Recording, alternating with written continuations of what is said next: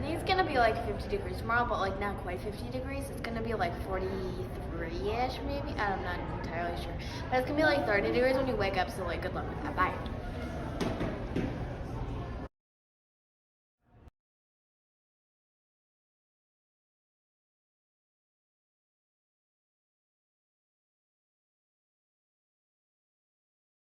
Unruly PB&J.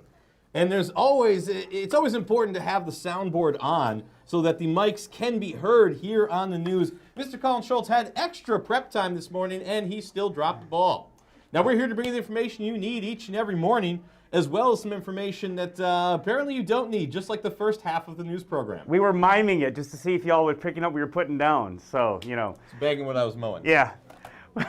For example, it's a little known fact that most laughter isn't because something is funny. Every culture in the world laughs, but surprisingly, most of our laughter isn't necessarily a response to humor. Less than 20% of the laughter comes after jokes, according to neuroscientist Robert Provine, whatever he knows. The rest is a reaction to regular statements and questions like, is the soundboard turned on? The ensuing laughter, however brief, helps form social bonds since people who laugh together grow closer. Based on that metric, you folks out there watching this and this show couldn't possibly be further apart. Students, today is Check Your Wipers Day as we pick very relevant facts for our students. On November 16th reminds drivers to regularly check their windshield wipers to ensure optimum visibility. AAA reports that 50 million people will be traveling on the roads during this Thanksgiving holiday. So 11 to 13-year-olds here at Northdale Middle School, go ahead and check those wipers before your drive home. I would like to submit that we have a Check Your Soundboard Day. Yeah, I think November 16th should henceforth be known as Check Your Soundboard. Now, students here, student council, did you guys know that hunger and homelessness are a big problem here in Minnesota? More than 200,000 meals are missed by children in Minnesota each year. By bringing in donations of cereal, you're helping make a difference in someone's life. Also, this week, your Viking Huddle might win a hot chocolate party if you bring in the most cereal boxes. So let's get that competitive streak on and bring in as many cereal boxes, please full with cereal, as you possibly can. Whichever class collects the most cereal will win. That was a beautiful example of extemporaneous speaking right there. Yeah, that was just like that. That was something. something. No script. No, not at all. Nothing on that computer screen. Students, today is a Viking Huddle travel day, so if you have places to be, please go there now. And here with a message from Mr. Leach. Mr. Leach. Good morning. My name is Mr. Leach. I'm the principal here at Northdale Middle School.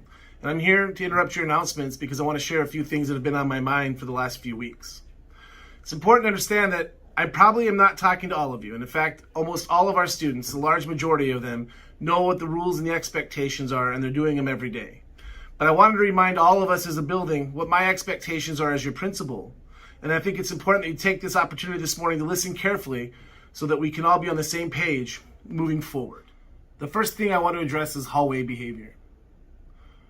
Our hallways are full. We have 1,350 students that attend Northdale. Our hallways are smaller than others. When we run, when we jump on each other, when we push and shove, and when we horseplay, it puts other people at risk. We have a variety of people in this building I would hate to see get hurt. We have elderly people. We have a number of pregnant women. We have students in wheelchairs and on crutches. I don't want anybody to get hurt, including you. We have to walk in the hallways. We have to keep our hands to ourselves. We have to keep our voices down, and we have to walk to class and be on time. The horseplay, the running, and all of the antics that happen have to stop. And in fact, moving forward, teachers are going to start addressing those on a more frequent basis, sending kids who are consistently running or not remembering the rules in the hall to the office so that you can speak to an assistant principal or myself and we can contact your families. I need you to walk for the safety of yourself and others. Another reminder that I'd like to share with you are our expectations here around hats and hoods, backpacks, cell phones, and earbuds. Backpacks need to be placed in your lockers. You have computer bags that you can put some supplies in and carry class to class. You have access to your locker between classes. Backpacks have to be in lockers. That's it. That's our expectation. You're not allowed to carry a backpack around unless your last hour teacher has a plan for you and that they've shared that plan with me. Otherwise, we're going to ask that you store them in your lockers. Teachers will ask you to put them away, or other adults may. The answer is yes. We don't argue about that. We put our backpacks into the lockers. Earbuds and cell phones need to be put away at the start of the day. There's no need for students to be walking around our building with earphones in or earbuds in during the day. Cell phones need to be put away and stored as well. Unfortunately, cell phones become big distractions in class while kids are Snapchatting each other, texting each other, disrupting learning that's going on in classrooms. Cell phones and earbuds need to be put away and stored for the day. Your teachers may give you the opportunities to put them away if they see them, or they may confiscate them and bring them to the office where you can pick them up at the end of the day. Hats and hoods are not to be worn here at Northdale. This is another reminder. Hats and hoods are not to be worn. Hoods need to be taken down so that you're fully engaged in class, and your hat should be stored in your locker for the day. As teachers remind you to remove these things once you come in, kindly remove your hats and kindly remove your hoods and say good morning to the people that ask. And those things need to be stored for the rest of the day. And the last thing that I want to address is our classroom expectations. As you know, the last year and a half has been a very big interruption in our learning opportunities. We had to go home and study for 12 weeks 2 years ago, and last year we were here part-time and then part-time at home. It was not conducive to a great learning environment. Your teachers have worked really hard to have you come back this year and to make up for some of that lost learning. So our behavior as students in the classroom is critical for your learning.